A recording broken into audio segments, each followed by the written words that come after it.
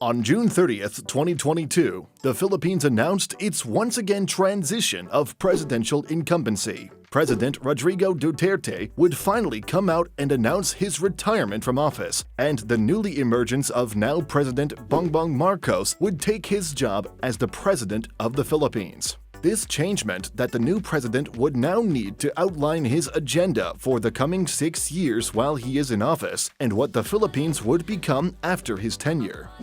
Ferdinand Romualdez Marcos Jr., as he is officially by birth known, has been the light of much coverage. This is because of the fact that the president who preceded him was known for his ambitiousness. Former President Duterte initiated hundreds of billions of dollars worth of infrastructure projects to cultivate and change the very society of the Philippines. Is it very much the same for President Marcos? Will we see the new leader of the Philippines expand the country's economy to boundless destinations? Well, let us take a look at what his goals are and what he has done so far in the months after he received the presidential seat. President Marcos is a prominent man. He has been in politics since 1980, starting off as a vice governor for his hometown provincial region. With decades-long education in the industry, along with his father, who was often debated for his notorious dictatorship, has in many ways helped shape his leadership and public governance style. Therefore, we can thoroughly expect many waves of changes as he governs the country.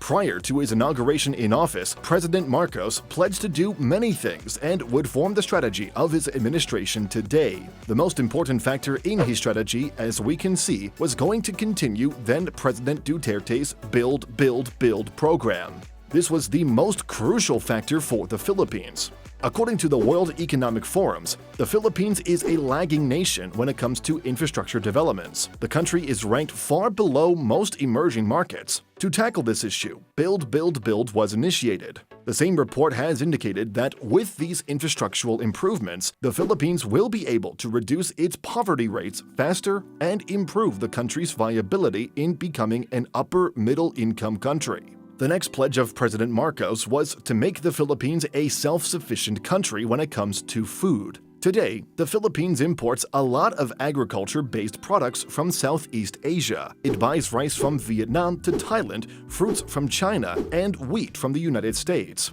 Much of this has to do with the agricultural output that has not kept pace with the country's enormous and growing population. But that is not to say that it does not have an agriculture sector. Its supply just did not match its demand. The country's agriculture industry produces a lot of food and also stands among the largest exporters of different kinds. However, despite its tremendous output, there just is not enough to feed its entire 110 million population. To fix these, President Marcos wants to increase the entire agriculture industry. In doing so, he wishes to fix the stability of the country by not just eating food that is produced locally, but also driving up these products for export purposes. What we have seen thus far can be easily cited in the upcoming 2023 annual Philippine budget. The proposed budget for 2023 is reported to be over 5.2 trillion pesos or 94 billion US dollars, higher than 2022 at only 5.04 trillion pesos or 87 billion dollars. Amongst the biggest changes in the budget is actually within the agriculture spending.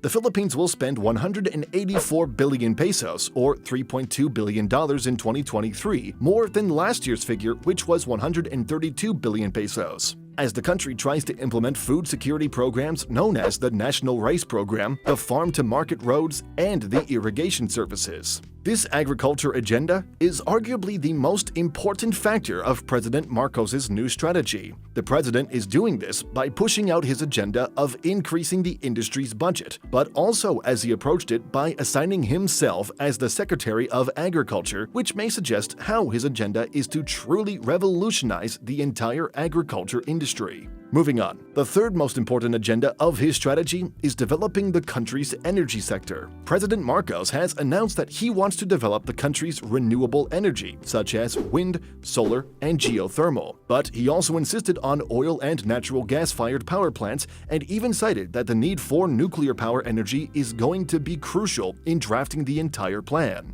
Fourth, President Marcos has also stated that he wants to develop the country's overall digital infrastructure. This, as we would like to say, is the most important factor in the entirety of his strategy.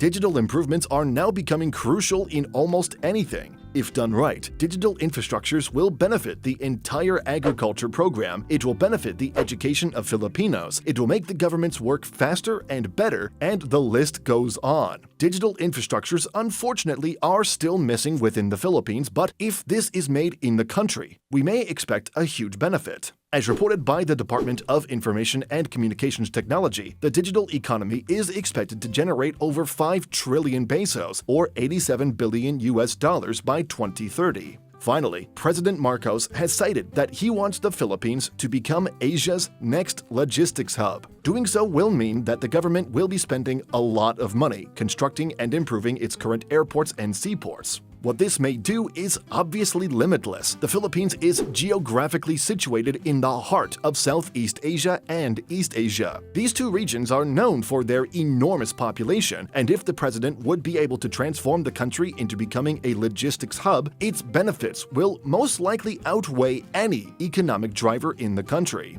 However, there are a lot of challenges in doing this, as the country is also faced with many natural disasters and competitiveness in the region. These agendas and strategies, as we would like to call them, do not obviously mean that they will all happen. And also, these are just some of the points that we have highlighted from his pledges. There are a lot of things that the president wants to change, and the chances of a few of these not happening are more than likely, as politicians around the world are often known for making a lot of pledges but fail to act on them.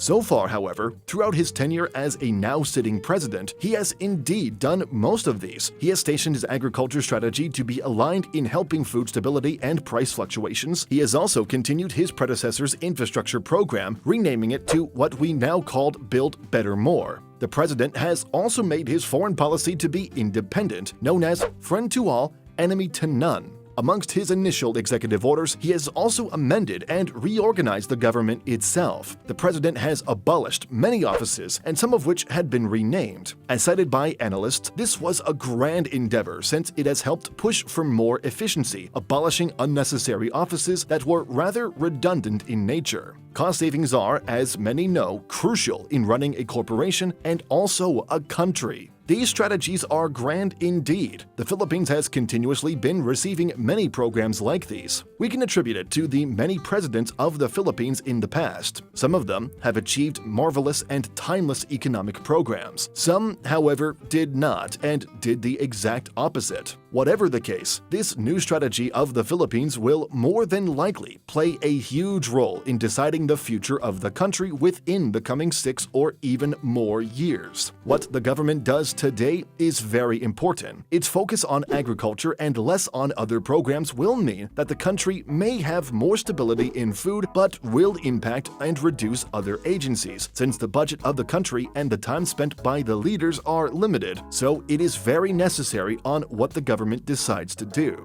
Furthermore, as the Philippines is now expected to end by 2022 with around $400 to $450 billion worth of nominal gross domestic product, it would suggest that the burden of managing the economy will become tougher. As it continuously grows, so does the government's responsibility. And by 2030, it is expected that the country will have a gross domestic product of over $1 trillion.